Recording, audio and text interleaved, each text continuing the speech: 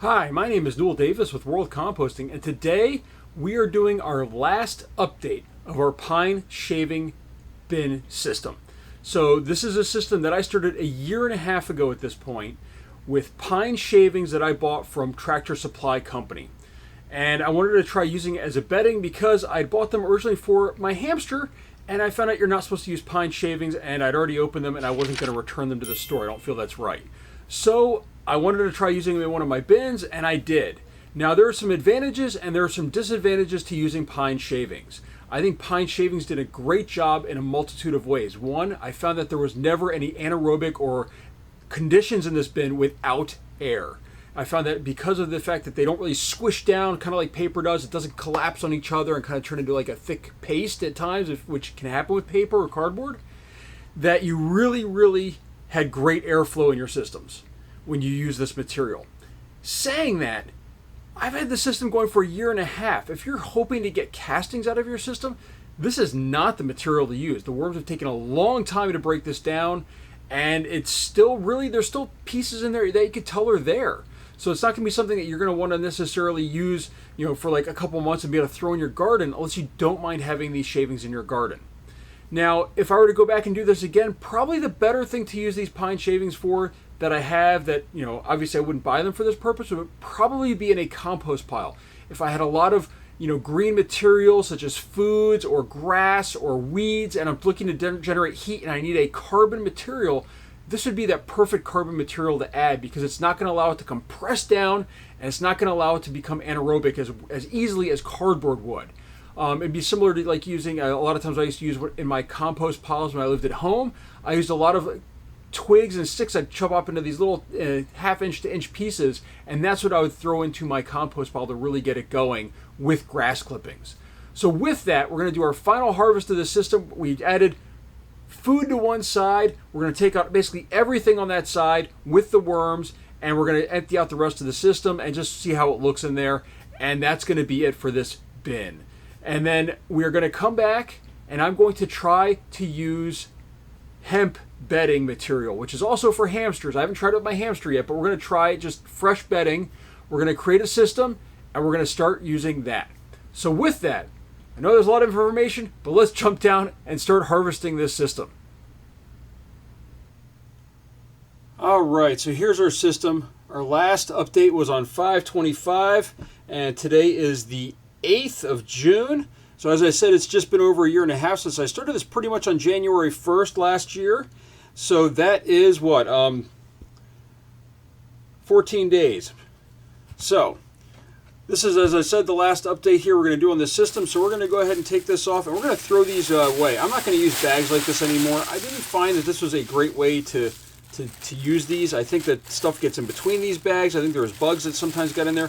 But I will say the other thing I do want to mention about this material, I did not see a proliferation of bugs in this system at any point. I had some fruit fly issues in the basement, but it never spread to this system. And I wonder if that's partially because of the pine that's in here. So as we can tell, first off, good moisture content on the top. I'm not seeing any cocoons. I'm doing a quick cursory glance, and this is going to go in the trash.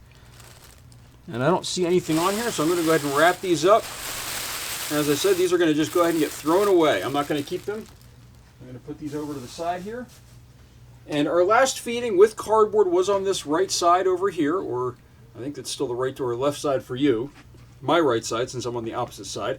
And I've got a container here that we're going to go ahead and add all this material to, with hopefully the worms. And remember, we fed a mix of oats and some bird seed, and I think some neem cake as well to try to really lure them into this section here. So let's just see how they look over here. I'm hoping that we can see a whole lot of worms in this section. And there's a little bit of food in here as well. So we're going to go ahead and throw all this in here. We're going to see if they're on this side. I'm hoping that most of them are over here, because I really don't want to have a whole bunch in the system, and that's what I'm hoping. So I'm already seeing a good amount underneath here. This is a good sign. And I want to try to get out all this paper as well, because I don't want that. I'm going to add this to my system. There we go. There's a nice, healthy amount in that section right there. That looks fantastic. Oops, I spilled some of that on my table. Should have used maybe a slightly larger container for this, but that's okay. I'm going to go ahead and dig all this out. Look at this. I have more over here. As I said, we're just trying to make sure we get everything over here. We can kind of scrape this front edge right there. That's perfectly fine as well. Again, lots of worms in each one of these handfuls. As I think we lured them all. I probably could have done this even sooner, really. I thought it would take them some time to get over here, but it looks like they were able to really rush over here quickly. Hold on, I'm trying to get a worm fell to the side. There we go. Okay. And let me just get this last handful from the side here. Look at that. You can just see all the worms in there. This system was also really good for seemingly breeding up, getting a lot of small worms. If you had a system where you're trying to grow them out, what you do is you get a lot of worms like this I found in the system, these little teeny tiny worms, and then you can put them in another system where you can maybe expand them. So if you're looking for a breeder system maybe, I wonder if this material would be really good for that, especially with how long it lasts and everything. That might help it out too. So there we go. We got all this material from this side pretty much. I think we got most of the worms. And I will be honest with you, it is impossible to get every worm out of a system. I originally was trying to do that. I was like, any worm, I got to find it, and I got to put them into a new system. I want to make sure I get all the worms, and then I realized I just cannot do it. You can't do it. It's not possible. You're always going to miss some worms. So now let's just flip over this other section here and see what's going on. Look at this. We still got worms all through here. Gosh. So this wasn't enough, apparently. Look at this. You can see all these worms. But look how nice this material looks. It just flakes apart. It's a really nice consistency, but we still got too many worms in here. I might have to do this again. I was really hoping to start a new system, but I think I might have to do this one more time. But you can see there's just tons of worms in here, even though I just removed a ton. I mean, there's a ton in that it's one little section over here, but apparently that was not enough. Actually, here's some more over here. Let me grab another container. I can throw some of this in. I've got more than I realized it's going to have. I'm just going to put some in here, slightly larger container. And you can just see this material just looks phenomenal. It really does. It's not nearly as granular when you zoom in on it. And I don't know how well this comes up, but it's really not as granular as most of my compost is. It looks like they just sort of broke the wood chips apart slightly, and you still have some fairly large chunks in there that, you know, 1 or 2 millimeters across, compared to like when you have castings and it's like you could tell it's just castings. So this really isn't castings, it's really wood shavings, as I find big chunks of worms here. It's really just wood shavings with castings in it. And this would probably be a really good garden amendment because it's going to make sure that you're not getting as much air. It's going to make sure you get enough air in your garden. And you can just see, I mean, like it just scrapes away from the bottom and it just flakes away. I mean, it's a really, really nice looking material. So if you're looking for, oh, that's a huge worm right there. And I am going to have to, I think, sort this or something, because this is just way too many worms in here for my liking even. I mean, I wouldn't mind losing a few, but this is quite a bit.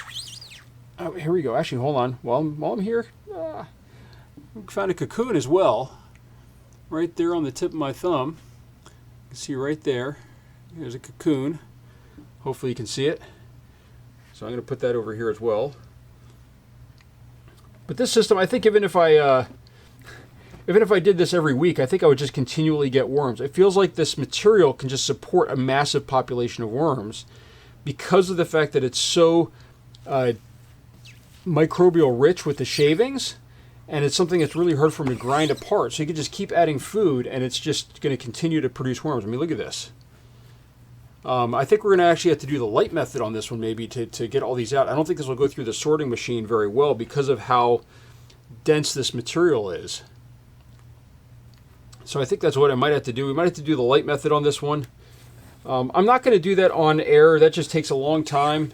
All right, so, well, I lied about not recording it. I decided to record the end of it so you can see how many worms I got out of here and how it looks at the end. And, you know, it really did have a lot of worms that came out of this, as you're going to see here towards the end. And now I'm going to play the last part of the video that I did record over the time lapse of this playing, so you can see how I'm sorting the worms using the light method, and then at the same time you can hear the message that I had at the end of this video. So with that, thank you for watching, and here's the rest of the dialogue that I had recorded previously.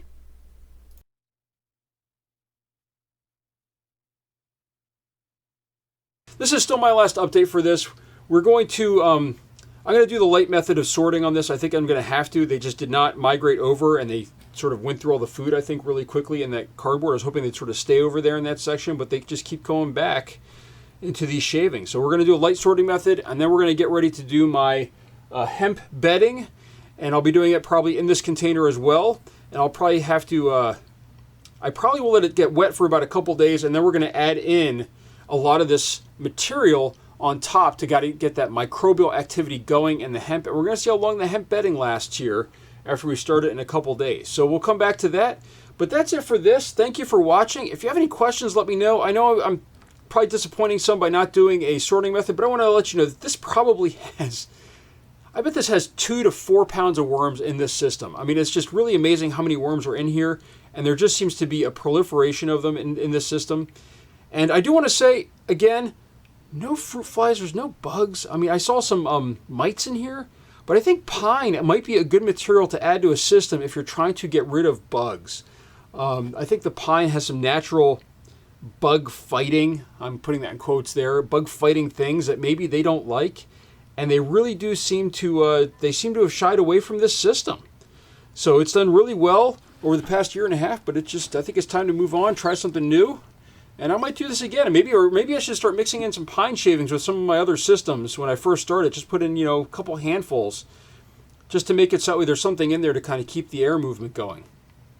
So with that, thank you for watching me through this journey. I'll link the playlist up top that has all the videos from this series, so you can watch all of them in order if you want, or just watch the ones you want, or see whatever updates you're looking for. And again, I also have links down below for worms if you're looking to purchase these reds or the Africans or any of the others. And then also I have some links that will take you to sites that have the materials that I use, such as these busboy bins, these gloves, and things like that. So please follow those links if you wouldn't mind. And if you're looking to buy this gear, it gives me a little bit of income as a referral, but it's nice to have to support more of this channel and support buying more items for the worms to try.